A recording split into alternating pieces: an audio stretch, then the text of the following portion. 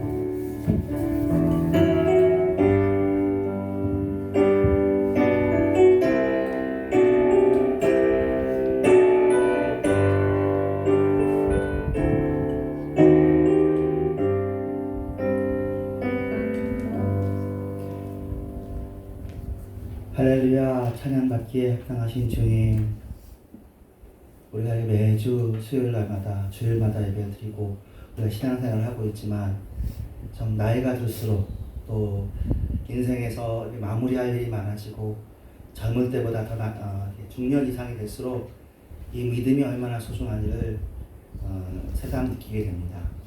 하나님 아버지, 어떻게 보면 헛된 이 세상, 정말 붙잡을 것 없는 이 인생에서 우리가 영원한 분기 되시고 생명 되시는 예수님을 알게 되어지고 하나님을 알게 되어서 우리의 삶이 정함이 있고 흔들리지 않습니다.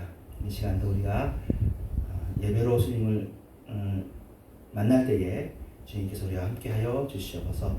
예수님의 이름으로 기도합니다. 아멘. 예, 오늘은 지난주에 이어서 만족한 삶 두 번째 시간을 다룰 건데, 지난번에 가족 만족도 조사하고 소명론에 대해서 다룬다고 했습니다. 그래서 소명론은 루터가 소명론으로 아주 유명하고요. 그래서 칼빈도 조금 발전시켰습니다. 그래서 그거에 대해서 볼 텐데, 본문은 빌립보서 4장 18절이고요. 제가 읽겠습니다. 내게는 모든 것이 있고 또 풍부한지라. 바울은 만족한다는 거잖아요. 모든 것이 있다, 풍부하다. 지난주에 만족에 대해서 얘기하고 직장에서 만족 요소가 있고 불만 요소가 있고 그런 얘기했습니다. 불만 요소들은 주로 환경, 사례 뭐 이런 것들이고, 만족 요소는 이제 이 직무 자체가 보람이 있는지 책임감이 느껴지는지 이런 것에 대한 이야기드렸어요. 자, 오늘은 가족 관계 만족도. 저도 이번에 지난주에 이거 조사하면서 봤는데 이런 조사를 우리나라가 매년 하고 있다는, 매 2년마다 하고 있다는 사실이 놀랍더라고요. 우리 가족에 대해서 만족하느냐는 조사를 98년부터 했대요. 그러다가 중간에 없어졌다가 2006년부터 매 2년마다 해요. 근데 보도는 잘 안 되죠. 감사한 거는 이제 이것을 도시와 농촌 지역, 우리로 치면 이제 특별시, 가시장, 시자 붙은 데하고 나머지 지역인 거죠. 그 남성, 여성별로, 연령 집단별로 그래가지고 그 10대, 20대 이렇게 합니다. 너무너무 감사한 거는 계속 좋아지고 있어요. 추세, 상승 추세예요. 네, 계속 좋아지고, 우리 가족은 좋다. 우리 가족에 만족한다는 느낌이 계속 올라가는데, 초기에는 41.2%였어요. 그러면 절반 이상은 가족이 불만족스러웠던 거죠. 지금은 64.5%로. 여러분 뭐 아쉬워하시, 64.5% 이게 도대체 뭐냐? 더 숫자가 높아야 되는 게 아니냐 싶겠지만, 그래도 그때보다는 많이 좋아졌습니다. 앞으로도 더 좋아질 거 생각하고, 이게 떨어지고 추세가 하강되면 왜 하강되는지를 한번 또 분석을 해봐야 되겠죠. 현재로서는 아무래도 여러 가지 여건들이, 우리를 둘러싼 삶의 여건들이 좋아지고 있는 것 같습니다. 그러니까 이런 걸 보면 감사한 건, 항상 우리가 좀 안 좋은 뉴스만, 안 좋은 게 그 뉴스로 나오는 게 당연해요. 사람은 위기를 알아야 되거든요. 더구나 우리가 IMF 때 흥청망청, 이제 사실은 알고 보면 개인들이 흥청망청한 거라기보다는 기업하고 국가 차원의 문제인데, 전부 다 이제 그 유명한 얘기가 있어요. 교과서에 IMF는 왜 하느냐라고 초등학교 교과서에 썼는데 과소비 때문에 왔다고 써있대요. 아니거든요. 예, 다른 차원의 일이 있는데 너네들이 잘못해서 이렇게 왔다. 이렇게 하는 거죠.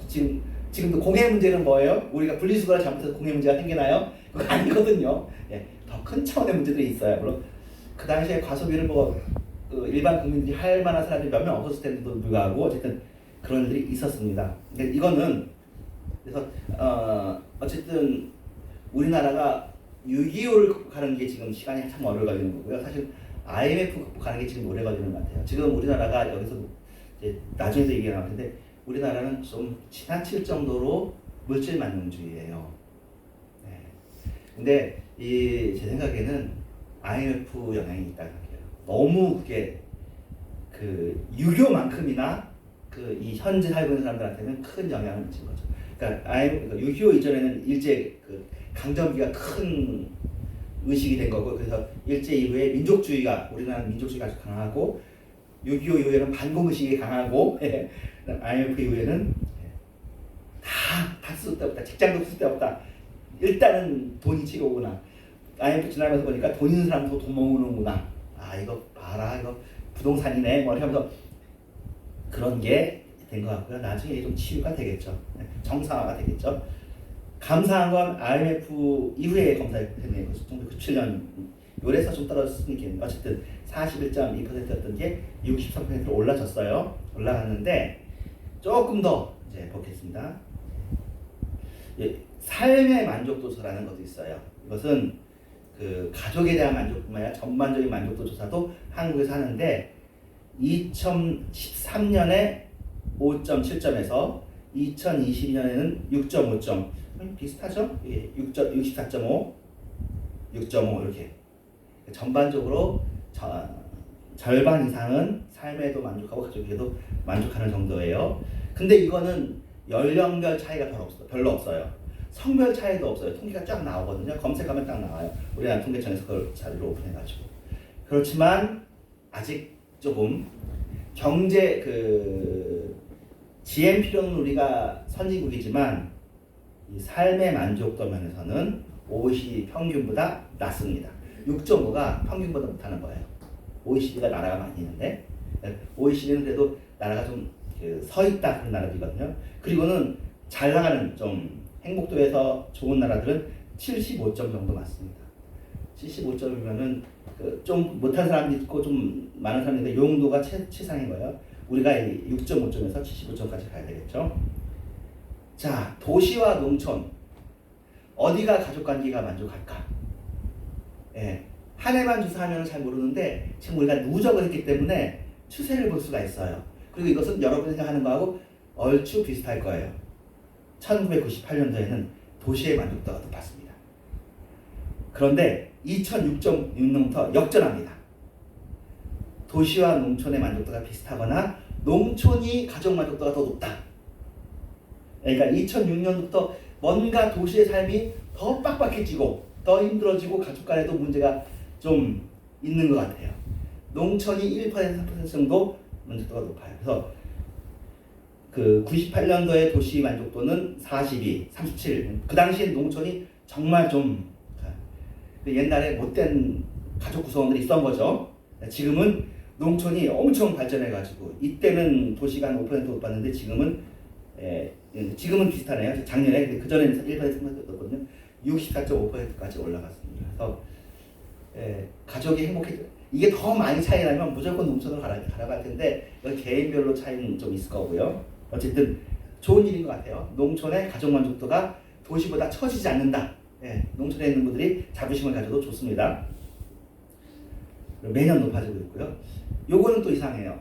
남성과 여성의 경우에는 전반적으로 남자가 만족도가 높아요.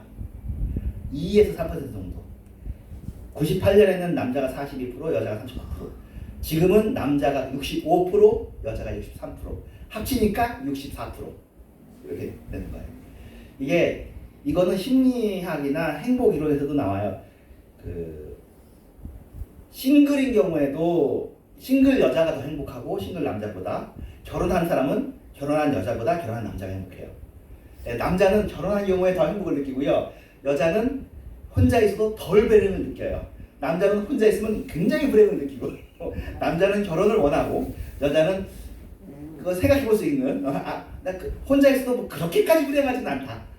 그런 게 남자 그러니까 좀 더 우수한 피조물이 여자 혼자 독초여도 괜찮고 남자는 독초한 대람을 많이 느끼는 그런 게 가족 만족도인데 그렇습니다. 그리고 이것도 역시 매년 좋아지고 있습니다. 그래서 뭐 더 좋아서 75점까지 가면 좋겠지만 현재로서는 63.5% 나쁘지 않습니다.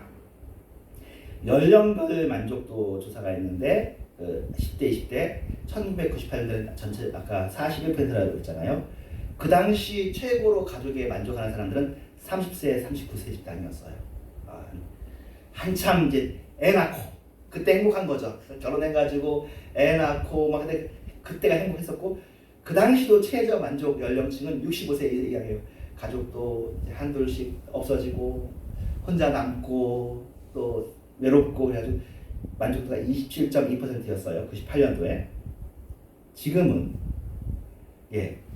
20대 이하 10대가 2012년부터 최고 만족 연령층이에요. 그러니까 우리들이 애들을 보호하는 데는 성공했다. 애들은 굉장히 내 가족이 우리 가족 최고야, 엄마 아빠 최고야, 뭐 우리 집 최고야를 이렇게 하고 있는 거예요. 근데 10대에서는 20대가 될수록 조금씩 떨어져요. 10대보다 20대, 20대보다 30대, 30대보다 40대 축축축축 아주 많이 떨어지는 건 아니지만 그래서 제가 사실 요거 보고 이걸 가져오기로 한 거예요. 그 작년 조사에서 10대 어린이들의 가족 만족도는 80.7%가 나왔습니다. 역대 최고. 예, 우리 애들을 행복하게 하는 데는 성공한 거야. 예, 애들이 아주 만족한데, 그러니까 애들이 그 학교에서 만족도가 이렇게 높지는 않을 거예요. 근데 그래도 우리 집은 좋은 집이야. 이거는 그래도 애들이 앞으로 잘 자랄 수 있는 요소인 거죠. 그리고 지금 우리 주변을 둘러봐도 전반적으로 우리 교회도 그렇고 다 가족 내 관계가 다 좋잖아요. 이런 정도는 괜찮은 거거든요. 예, 그러니까 감사한 건 지난 몇십 년 동안 한국 사회가 그래도 가족을 지키는 데는 성공해 왔구나. 물론 계속 인생에서 제일 중요한 가치가 뭐냐 할 때 우리나라는 계속 돈이라고 찍어요. 몇 년째 IMF 이후에 계속 그래요. 다른 나라는 아니거든요. 인생의 제일 중요한 가치는 뭐예요? 자유, 가족 그런 거 하는데 우리나라는 그건 세네 배 지난번에 한번 설교했잖아요. 돈이 최고야. 1번 돈이 있어야 가족도 있어라고 하는데 실제로 돈이 없어도 가족들한테 최선을 다하고 있다. 맞죠? 10대 어린이들은 가족에 대해 매우 만족하고 있습니다. 그 다음은 80에서 73점으로 떨어졌어요. 30대는 72점, 40대에서 좀 60점대로 떨어졌고요. 50대는 58.7%, 60대 이상은 54.6%입니다. 감사한 건 이분들이 1998년에는 28.3%였어요. 60대 이상이.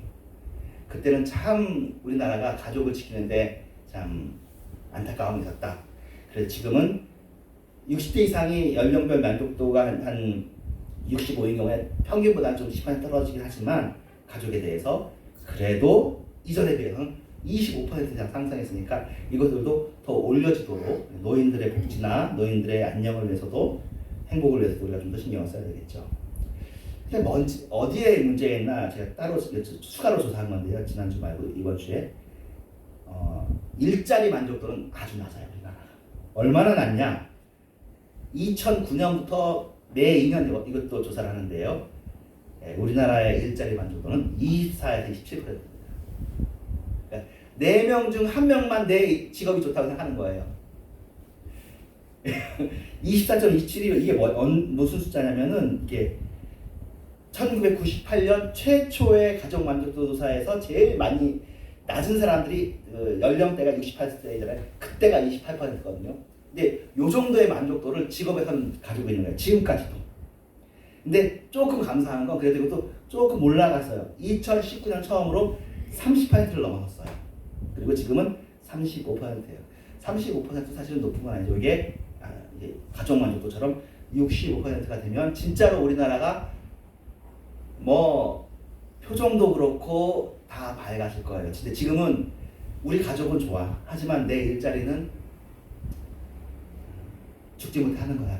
돈 벌려고 하는 거고 억지로 하는. 뭐 이 문제가 왜일까? 사장님이 잘못해서일까? 아니면 우리나라 사람들의 가치관이 잘못돼서일까? 아니면 우리나라의 노동 환경이 잘못된 것일까? 모르겠습니다. 아니면 교육을 잘못 받았는지. 어쨌든 현재 30%고요. 이제 여기에 제가 안 넣었는데 다른 조사, 직장을 좋은 직장을 다니는 사람들끼리 그 안에서 블라인드인가 거기서 이게 우리 젊은 사람들이 들어가 있는 사이트가 있어요. 블라인드라고요. 자기 개인 이름은 안 나오고 어느 회사에 들어가는 거는 다 증명을 하게 해야 돼요. 한전이든지 LG든지 그런 데서 조사하면 우리가 이름 알만한 회사들 거기서 조사하면은 자기 직장 만족도가 55%가 나옵니다. 여기보다 높은 거죠. 그러니까 젊은 사람도 그런 블라인드에 들어갈 수 있는 이름을 알 수 있는 그런 회사에 가기를 원하는 거고, 근데 거기서도 55%라는 거는 아무리 남들이 부러워하는 직장에 가도 100명 중에 45명은 불만인 거죠. 속상한 게 있는 거예요. 그러니까 어쨌든 우리나라가 좋아진 것도 좋아, 우리 가족도 좋아, 하지만 일자리에 대한 갈등이 있는 거죠. 이게 지금 우리나라 문제의 어떤 게 아닌가, 이번 주 조사하면서는 그런 생각이 들었습니다. 그래서 제가 아까도 얘기했듯이 젊고 어린 세대들이 가족관계에 만족한다는 건 매우 좋고, 지난 기간 동안 가족관계의 만족도가 높아졌던 것도 감사하고, 그리고 고령층의 가족 만족도가 지금보다 더 높아지도록 신경을 썼으면 좋겠고, 여성들의 가족 만족도도 남성들처럼 높아졌으면 좋겠다. 그런 소리를 보게 됩니다. 그리고 행복도가 많이 좋아졌지만, 행복도 면에서는 우리가 상위 10등 안에 있는 게 아니에요. 평균보다 못한 열등생. 물론 그렇다고 나쁜 게 아니라 발전 중인, 개발 중인, 좋아지고 있는 중이에요. 중요한 것은 직업 만족도인데, 이 부분에 대해서는 모든 직업에 대한 존중, 자부심, 소명의식, 그리고 또 공정함.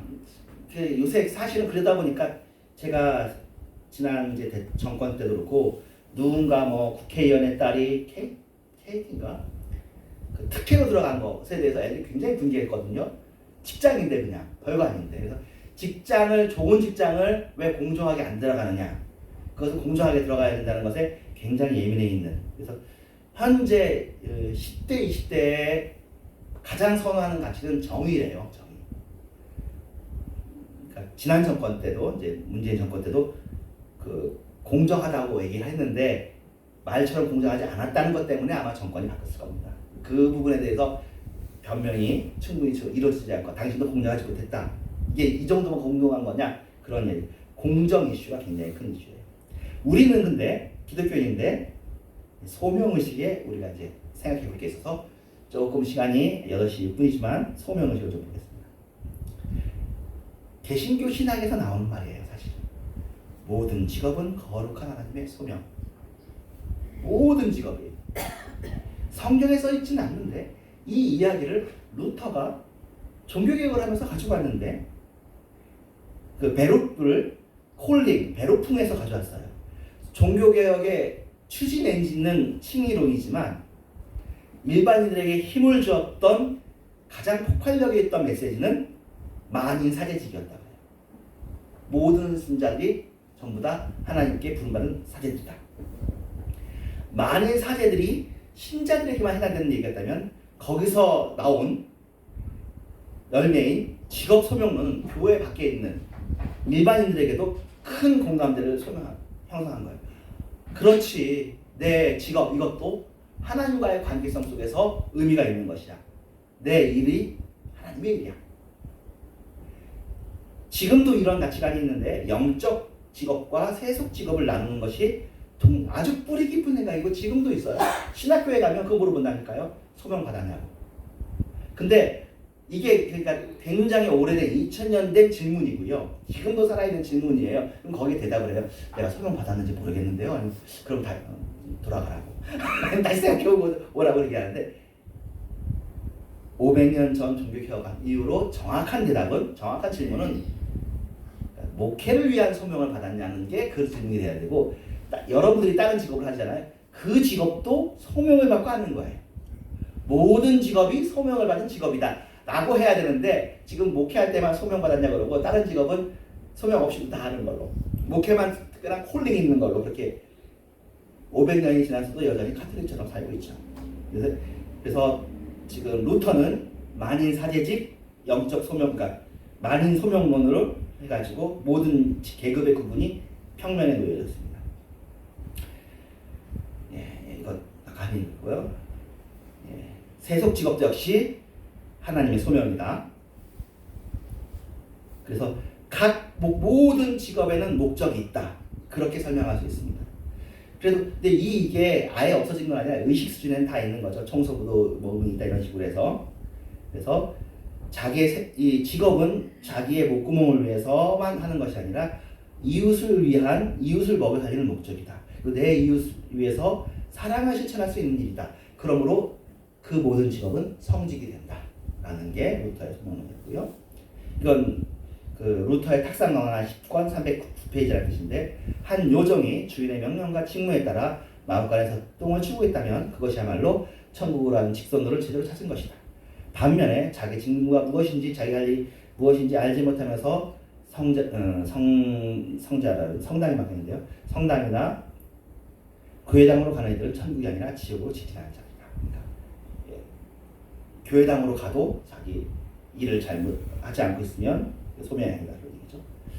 그래서 또 돈을 벌기 위해서 일하는 것. 기독교적 일과 직업 개념에서 좀 더 설명하면 한마디만 하진 않았을 거 아니에요. 그래서 저도 이렇게 생각해요. 예, 여러분들이 돈을 벌기 위해서 일하는 것은 정당하고 위대한 일입니다. 가족을 위해서 여러분이 일하시는 거, 그 일을 위해서 애쓰고 수고하시는 것은 굉장히 고귀한 일입니다.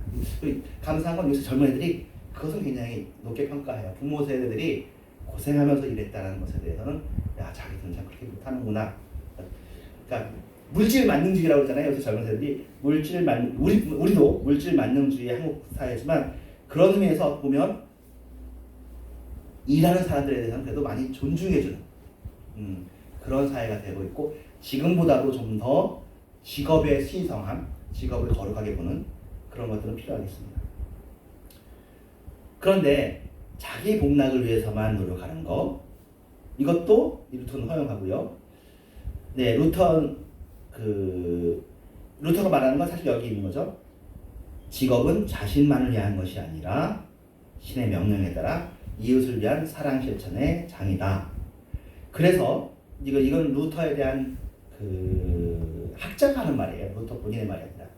지금 현대는 지난번에 메슬로의 욕구에서도 얘기했지만 자아실현이 최고의 가치잖아요. 자아실현. 이래서 자아실현을 강조하는 직업으로서의 현대의 행복 개념은 루터하고는 정반대에 있다고 이 학자는 생각하는 거예요. 왜냐하면 일을 통해서 내가 실현되는 것보다는 일을 통해서 다른 사람을 위해서 봉사하는 것, 다른 사람이 섬기는 것, 다른 사람을 행복하게 해주는 것이 그것이 이제 어떻게 보면 자아실현이라는 거죠. 우리의 자아실현이 다른 사람하고 무관하게 이루어지는 것이 아니라 다른 사람을 섬기는 것을 통해서 하나님 사랑과 이웃 사랑이 직업을 통해서 이루어지는 것이 바람직하다. 근데 사실은 자아실현이라는 건 하나님도 없고 이웃도 없이 자아실현이잖아요. 그 정의상으로 보는 거죠. 그래서 어떻게 본다면 좀 비판적인 시각인데, 루터 학자는 현대 직업 사회는 기독교적이지도 않고 적기독교적이다라고 얘기합니다. 그래서 루터는 자기 직업을 통해서 이웃을 섬기는 것이 세상을 예배로 가득 채우는 일이다. 이건 되게 좋은 말인 것 같아요. 저도 아가페를 얘기하지만 사실은 아가페가 그거예요. 아가페는 내가 죽고 위해서 하는 일이다. 근데 그것을 그러면 우리만 성취자를 하는 것이 아니라 모든 사람들이 기도하면서 따라 섬기는 일. 근데 여기를 루터보다 사실 칼빈이 더 나가거든요. 제가 아가페를 할 때도 그걸 더 나가려고 하는 게, 그럼 직업하는 그 순간에만 따라 이웃을 섬기는 것이냐? 그것이 아니죠. 우리의 삶 전체가 다른 사람들을 위한 것이잖아요. 가족을 위하거나. 칼빈은 그래서 여기 봤고요. 그래서 루터는 소명을 구원으로의 부르심도 소명이라고 얘기해 본 적이 있고, 사제직으로서의 부르심도 소명, 보편적인 인간관계 속에서의 부르심도 소명, 직업으로서의 부르심도 소명, 교회 공적 직분으로의 부르심 또는 특별한 사명으로의 부르심, 또 신자의 삶으로서의 부르심, 이 모든 7가지를 소명이라고 얘기합니다. 칼뱅은 신자가 되는 것이 소명이다. 신자가 교회를 섬기기 위해서 직분을 받는 것이 소명이다. 무엇보다 세상을 섬기기 위해서 직업을 갖는 것도 소명이다. 그리고 이 소명은 구원으로 어떤 일을 하는 사람으로서 존재의 부르심, 그리고 그 일 자체의 부르심, 이 2가지가 다 소명이라고 얘기합니다. 그래서 우리가 그리스도인이 될 때 이것을 유효적 소명이라고 하고, 구원받은 자들이 해야 할 사역으로서의 부르심을 또 구분을 합니다. 그래서 하나를 일반적인 부르심, 제네랄, 첫 번째는 특별한 부르심, 소명이라고 합니다. 근데 이 소명 모두 하나님으로부터 직접 이렇게 나오는 거고요. 그래서 이 소명뿐만 아니라 우리의 삶 전체가 하나님을 위한 예배가 되어지는, 이 시간도 예배지만 여러분 집에 가서 가는 길, 집에서도 잘 때도 모든 순간이 아가페가 되게 하고 모든 순간이 예배가 되는, 여러분의 삶뿐만 아니라 이 세상에 살고 모든 사람들이 하나님과의 관계성 속에서 하나님을 사랑하고 이웃을 사랑하는 마음을 가지고, 그리고 허락되어지는 대로 그 일을 하면서 사는 것이, 그것이 이제 어떤 천국인 거죠. 그것이, 그런 의미에서는 여러분들은 스스로를 자랑스러워할 필요가 있고 자존감을 높일 필요가 있고, 여러분 하는 모든 일은 전부 다 귀한 하나님의 소명입니다. 그런 자부심을 가지시고 즐거움을 가지시고, 그래서 이제 직업에 만족하느냐 할 때 만족한다라고 하는 것이 지금보다 더 강해지는 것이 여러분의 가치가 되어지기를 주님의 이름으로 축원합니다. 네, 기도하겠습니다. 하늘에 계신 우리 아버지여, 이름이 거룩하게 여겨주시오며 나라의 마음이시며 뜻이 하나 주신 것 같이 땅에서도 이루어지이다.